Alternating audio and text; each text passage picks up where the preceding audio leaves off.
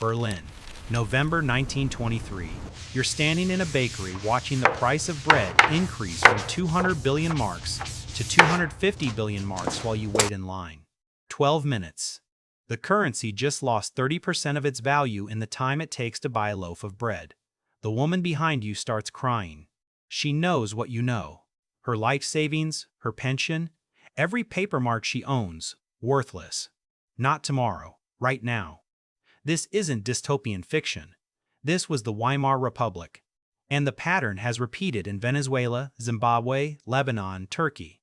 The average fiat currency lifespan is 27 years. The dollar's been fiat since 1971. That's 54 years.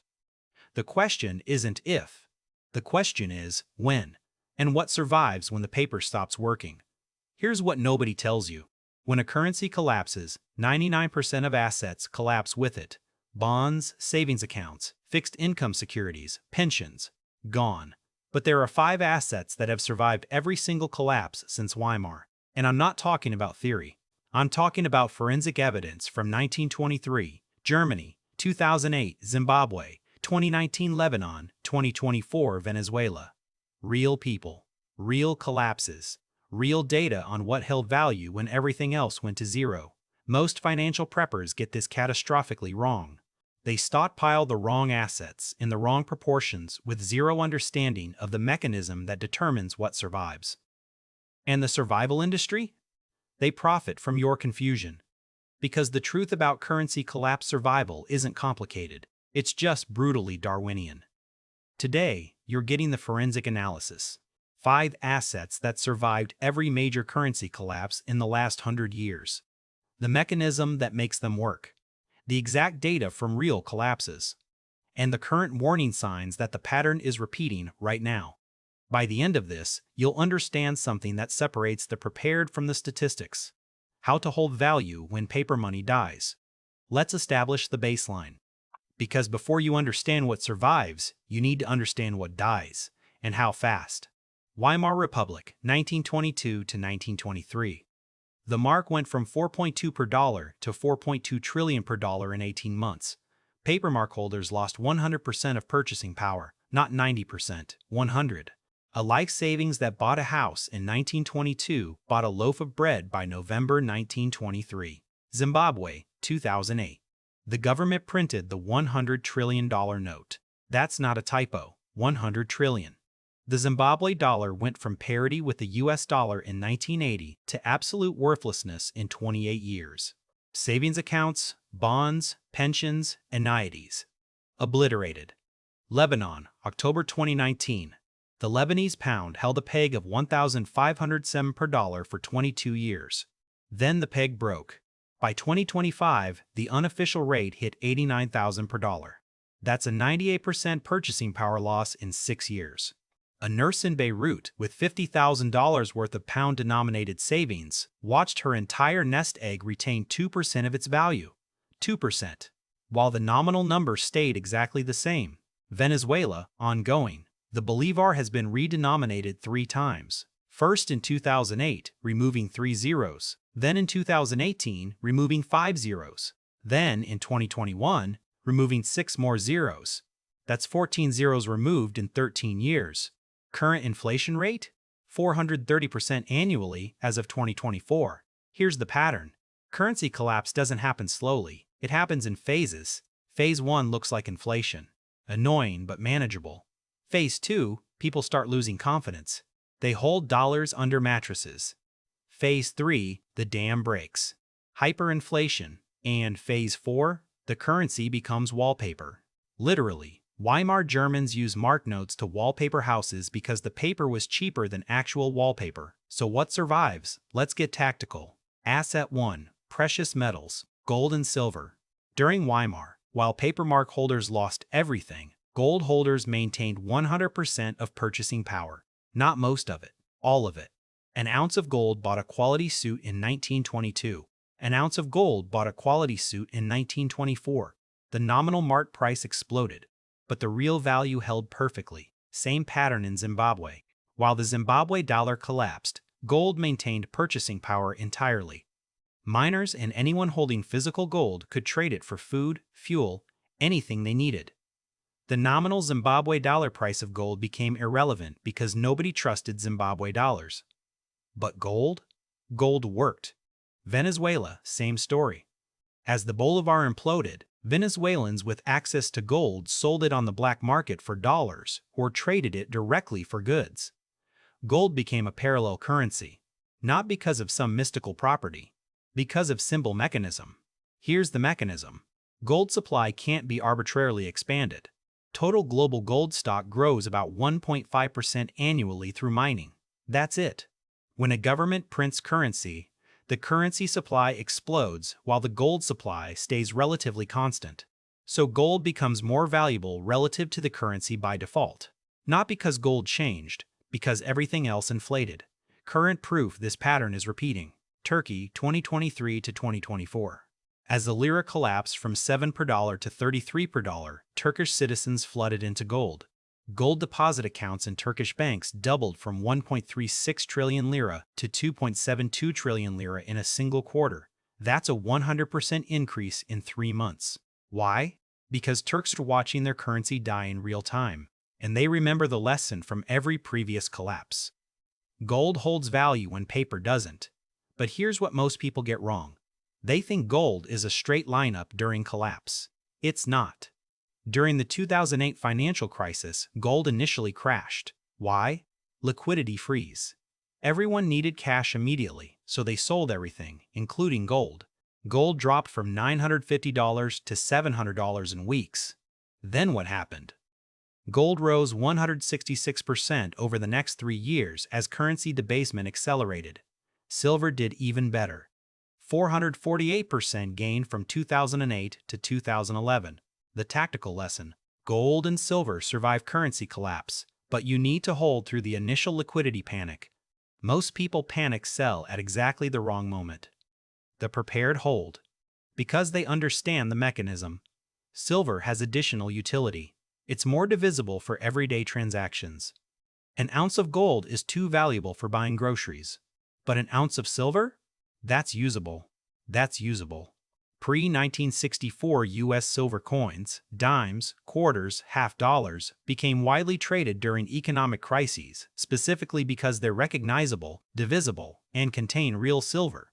You're not explaining purity or weight. Everyone knows a pre-64 quarter contains silver. Still with me? Good, because this is where it gets interesting. Gold survives. But it's not the only thing. And in some scenarios, it's not even the most practical. Asset 2. Foreign hard currencies. Specifically, physical US dollars held outside the banking system. Let's go back to that Lebanese nurse. October 2019. She had $50,000 worth of Lebanese pounds in a bank account. Her colleague, another nurse, held 50,000 US dollars. Physical cash, hidden outside the banking system. When the pound collapsed from 1,507 per dollar to 89,000 per dollar, the first nurse's savings lost 98% of purchasing power. The second nurse, she maintained 100%. Same job, same salary, different asset, one destroyed, one intact. Here's the mechanism. When a local currency collapses, citizens desperately seek hard currencies. Currencies backed by stable economies with diversified production. The US dollar, despite its problems, remains the global reserve currency. When your local currency is dying, dollars work everywhere. Zimbabwe, perfect example. Long before the government officially dollarized the economy in 2009, Zimbabweans were already using dollars. Shops posted prices in dollars. Workers demanded dollar wages. The Zimbabwe dollar still technically existed, but it was irrelevant. The real economy ran on dollars. Ecuador 2000. The sucre collapsed. The government officially adopted the dollar. 24 years later, Ecuador still uses dollars. No local currency. Why? Because once people experience currency collapse, they don't trust the government to manage money ever again. El Salvador 2001. Dollarized.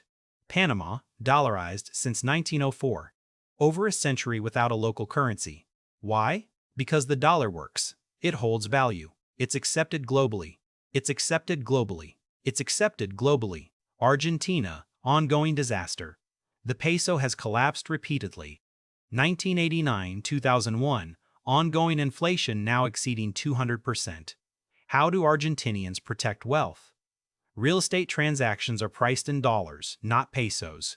You buy property in dollars, you sell property in dollars. The peso is just the medium for daily transactions. Real wealth is stored in dollars or dollar-denominated assets. Cambodia, interesting case. The official currency is the riel, but ATMs dispense dollars.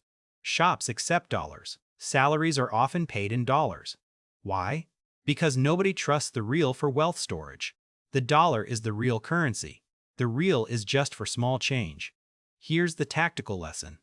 Physical dollars outside the banking system survive local currency collapse. Notice the emphasis. Physical, outside the banking system. Because when currencies collapse, governments freeze bank accounts. They impose capital controls. They confiscate foreign currency deposits. Lebanon, perfect example. Banks froze accounts. You couldn't withdraw dollars even if you had them deposited. But physical dollars hidden at home? Accessible, usable, valuable. The limitation. Dollars only work if the dollar itself doesn't collapse. If you're preparing for dollar collapse, you need non-dollar alternatives, but for any other currency collapse, dollars are proven survival assets. Asset 3.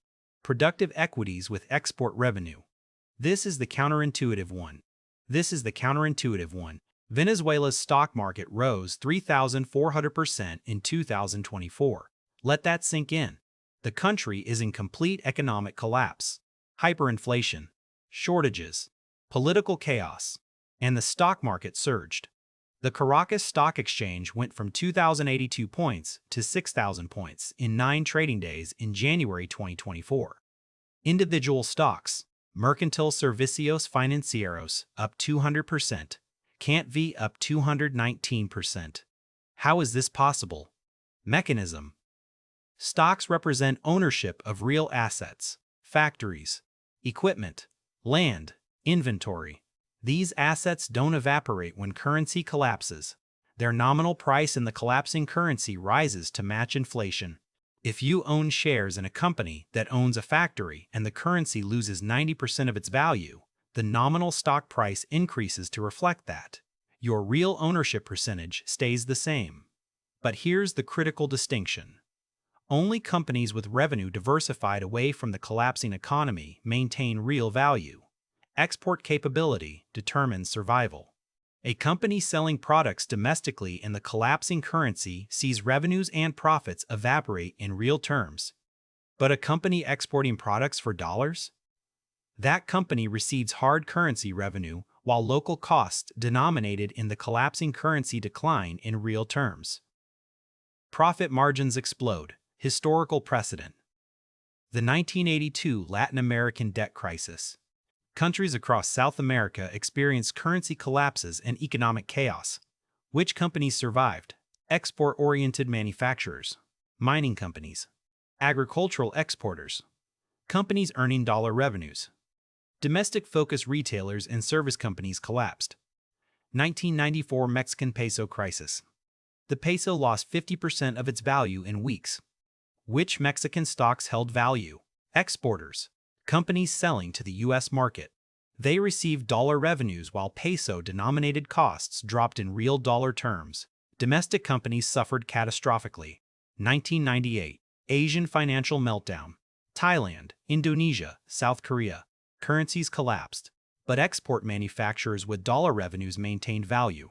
Samsung, for example, benefited from the one collapse because it received dollar export revenues while local costs declined. The tactical lesson. Productive equities survive currency collapse if they have export capability or hard currency revenues. Not all stocks. Specifically, export-oriented companies. And you need to hold these outside the collapsing jurisdiction if possible. Because governments facing currency collapse often impose capital controls, preventing you from selling stocks and extracting value. The vulnerability. Stocks are subject to government seizure, exchange closures, and forced conversions at unfavorable rates. Zimbabwe, 2008. The stock market was theoretically open, but try actually selling and extracting value. Nearly impossible. So equities work best when held in stable jurisdictions or through international exchanges. Now we're at the halfway point. Let me tie this together before we continue. Currency collapse survivors hold gold for value storage, dollars for liquidity and transactions, and export-oriented equities for productive asset exposure. But we're missing two critical categories. One for acute crisis phases. One for long-term productive survival. Let's keep going. Asset 4. Consumables and barter goods. This is tactical, not strategic. Post-World War II Germany, before the Marshall Plan stabilized the economy, Germany experienced severe currency dysfunction. The Reichsmark was essentially worthless. What became currency? Cigarettes. American soldiers bought cartons of cigarettes for pennies through military PX stores. They traded those cigarettes with Germans for exponentially more value. Watches, cameras, art, jewelry, family heirlooms. Why did cigarettes work? Mechanism. They're standardized. Every cigarette in a pack is identical. They're divisible. You can trade one cigarette, a pack, or a carton. They're non-perishable if stored properly. They're portable. High value-to-weight ratio, and they're widely desired. Even non-smokers accepted cigarettes because they knew cigarettes were universally tradable. Venezuela, 2018 through present. Fishermen in coastal towns traded their catch not for bolivars but for flour, cooking oil, and other consumables. Direct barter. Currency was irrelevant. Items that held value? Medical supplies, antibiotics, pain relievers, bandages, food, rice, flour, cooking oil, canned goods, water, bottled water and water filters, fuel, gasoline and diesel, though dangerous to store, batteries, all sizes, lighter fluid, matches and lighters, basic tools, wrenches, screwdrivers, things that break and need replacing, hygiene products, soap, toothpaste, toilet paper. Notice the pattern. These are all items people need regularly, that have finite supply, that can be stored, and that maintain utility regardless of currency value. You can't eat gold, but you can't eat rice. You can't sanitize a wound with a dollar bill, but you can with hydrogen peroxide. The tactical lesson. Consumables bridge the gap during acute crisis phases when currency stops working, but before alternative currencies stabilize. They're not long-term wealth storage, they're consumed. The clue is in the name, but they're survival critical during the chaos window. The limitation. Storage. Consumables take physical space. They have expiration dates. They're vulnerable to theft, spoilage, and confiscation. And once you consume them, they're gone. You're not building wealth. You're burning through inventory to survive. That's why consumables are tactical, not strategic. Small allocation for acute crisis. Not your primary wealth preservation vehicle. Asset 5. Agricultural land. This is the long game. Great Depression, 1930 to 1940. Urban unemployment hit 25%. City dwellers faced genuine hunger. But farmers? They had survival advantages. Farm families raised gardens. They canned fruit and vegetables. They had dairy cattle and chickens. They could produce food directly. They could survive without cash income. They bartered surplus production for things they couldn't produce themselves. Fast forward, the 2008 financial crisis. The S&P 500 declined 46% from peak to trough. Farmland increased 17% during the same 2008 to 2009 period. Why? Farmland produces real goods, food, commodities, things with intrinsic demand regardless of financial system stability. Academic research on farmland returns during financial crises. The NCREIF Farmland Index tracked farmland returns from 2000 to 2019. Result? In 26 of 28 quarters when stocks declined, farmland posted positive returns. Farmland has low correlation with financial markets and provides inflation protection because food prices rise with inflation. The mechanism. Agricultural land produces consumable goods that people need regardless of economic conditions. You can't eat stocks, you can't eat dollars. But farmland produces food. During currency collapse, food demand doesn't decrease. It increases as people panic buy. And if you own the production, you have real wealth. The vulnerabilities. Farmland is illiquid. You can't sell an acre quickly when you need cash. Farmland can't be moved. If you're in a collapsing jurisdiction and need to flee, your land stays behind. Farmland is subject to seizure. Zimbabwe, year 2000. The government seized white-owned commercial farms and redistributed them. Agricultural output collapsed 60% because the new farmers lacked expertise. But the legal owners? They lost everything. Farmland is subject to property taxes. If the government is desperate for revenue during collapse, property taxes can become confiscatory. The tactical lesson: own farmland outside collapsing jurisdictions or own land capable of generating export revenue. If you own farmland in Argentina, you can export beef or grain for dollars. That's different from subsistence farming in a collapsing economy with no export access. Location matters. Productive capability matters. Export access matters. Now let's talk about what goes to zero. Because understanding what fails is as important as understanding what survives. Fixed income securities denominated in the collapsing currency. Bonds, treasuries, annuities, corporate bonds, any debt instrument denominated in the dying currency. Weimar bondholders were wiped out completely. A bond promising 1 million marks in 1924 was technically paid. You got your 1 million marks, but 1 million marks bought nothing. Nominal payment, real value zero. Argentina, 2001. The government defaulted on 95 billion in bonds. Bondholders eventually took haircuts of 70%. If you held Argentine bonds, you lost most of your wealth. Lebanon, 2019 to 2025. Lebanese pound-denominated bonds became worthless as the pound collapsed. Nominal value stayed the same. Real purchasing power dropped 98%. The mechanism: bonds are promises to pay a fixed amount of currency. When that currency hyperinflates, the fixed amount becomes meaningless. Governments can technically pay by printing more currency, but the real value is destroyed. You get your money. It just doesn't buy anything. Domestic savings accounts. Same problem. Lebanon, perfect case study. Depositors with Lebanese pounds in banks watched purchasing power evaporate. Even if you could withdraw, which many couldn't due to capital controls, your pounds bought 98% less. You technically had your money. It was just worthless. Venezuela. Bolivar-denominated savings accounts destroyed. Anyone who kept wealth in Bolivar accounts lost everything in real terms. The nominal number might have grown as interest accrued, but inflation outpaced interest by orders of magnitude. The pattern is clear. Any asset denominated in the collapsing currency that pays a fixed nominal amount goes to zero in real terms. Bonds, savings accounts, fixed annuities, pensions, obliterated. Now let me tie all of this together. Because you just absorbed forensic evidence from 100 years of currency collapses, and the pattern is mathematically consistent. When currency dies, 5 asset classes survive. Gold and silver maintain purchasing power through scarcity and universal recognition. Foreign hard currencies provide liquidity and transaction capability. Export-oriented equities maintain value through real productive assets and hard currency revenues. Consumables provide tactical survival during acute chaos. Agricultural land provides long-term productive capacity and food security.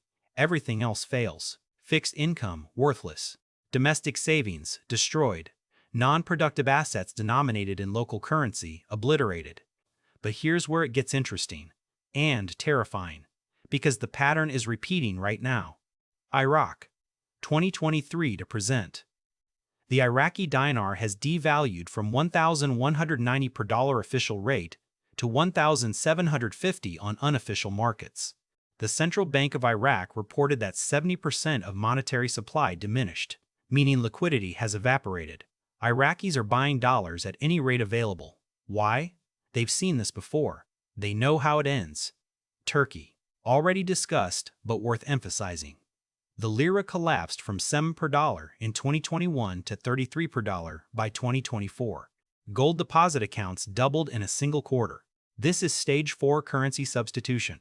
The population is actively fleeing the national currency. Next stage, hyperinflation and complete collapse. Lebanon, already in stage 5. 98% currency collapse executed.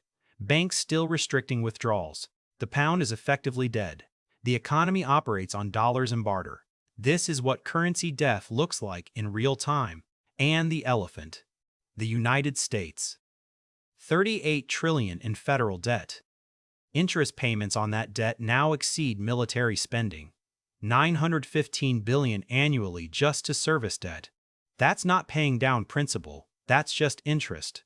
The dollar's global reserve share has fallen from 80% in 2000 to 65% in 2024, following the exact same trajectory as British sterling's decline from 1918 to 1971. Sterling went from global reserve currency to regional currency in 50 years. The dollar is 20 years into the same pattern. Federal Reserve balance sheet expanded from 800 billion in 2007 to 9 trillion in 2022. That's a 10x increase in 15 years.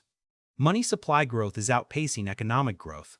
The mechanism that destroyed Weimar, Zimbabwe, Venezuela. Different scale. Same mechanism.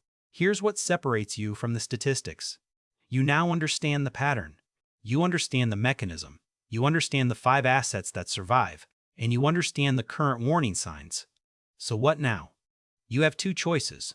You can keep scrolling and hope the pattern breaks. Hope that somehow, this time it's different. Hope the dollar remains stable forever, despite every historical precedent saying otherwise. Or you can act. The preparation window is open right now. You can acquire gold and silver without capital controls. You can hold physical dollars outside the banking system legally. You can invest in export-oriented equities. You can stockpile essential consumables. You can acquire productive land. All of these actions are legal, accessible, and executable today. But windows close. Ask Lebanese depositors how much warning they had before banks froze accounts. 48 hours. Ask Zimbabweans how much time they had to dollarize their savings before the government banned foreign currency. Weeks. Ask Venezuelans when they should have fled the bolivar. 5 years before they did. The pattern is visible. The mechanism is understood. The assets that survive are proven. You're not gambling. You're not speculating. You're preparing based on 100 years of forensic evidence. Remember that Berlin bakery. Bread prices increasing 30% in 12 minutes. That woman crying because her life savings just evaporated. You now understand what she needed, what she should have held, what would have protected her. Your choice. The clock is already ticking. Just don't take too long making it. Because in every collapse, the preparation window is smaller than you think, and there are no second chances.